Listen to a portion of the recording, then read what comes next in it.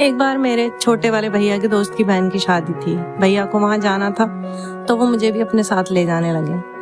मैंने मम्मी से कहा मैं पहले नई सैंडल लूँगी तब जाऊँगी। मम्मी ने भैया से कहा कि इसे रास्ते में नई सैंडल दिलवा देना। अब रास्ते में चलते चलते अचानक जिद पर अड़ गई कि मुझे तो नई सैंडल ही चाहिए। भैया ने पहले समझाया कि अभी मत ले, बाद में ले लेना, लेकिन मुझे तो तभी चाहिए थी और मैं कहने लगी नहीं, मैं तो नई सैंडल ही लूँगा।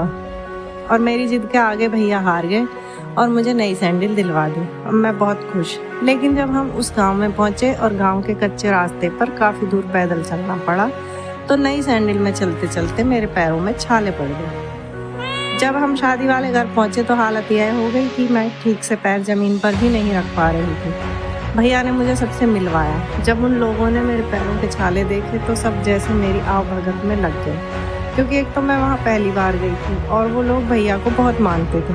किसी ने मेरे पैर धुलवाए, किसी ने दवाई लगाई, किसी ने पानी पिलाया, किसी ने चाय पिलाई और खाने पीने के लिए भी पूछते रहे। यहाँ तक कि दुल्हन ने भी मेरा पूरा ध्यान रखा।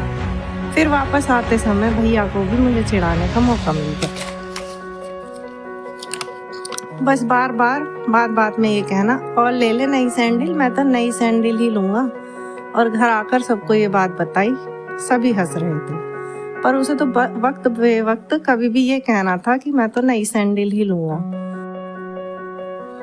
वैसे तो मुझे कभी भी ये बात याद आ जाती है, पर आज जब मेरे पैरों में छाले पड़े हुए हैं तो ये बात रोज ही याद आ जाती है। सही कहा है किसी ने कि बोली हुई बातें कहीं नहीं जाती, हमारे आसपास ही घूमती रहती हैं और इंसान चले जाते हैं परंतु उनकी यादें हमारे दिल में बसी रहती हैं।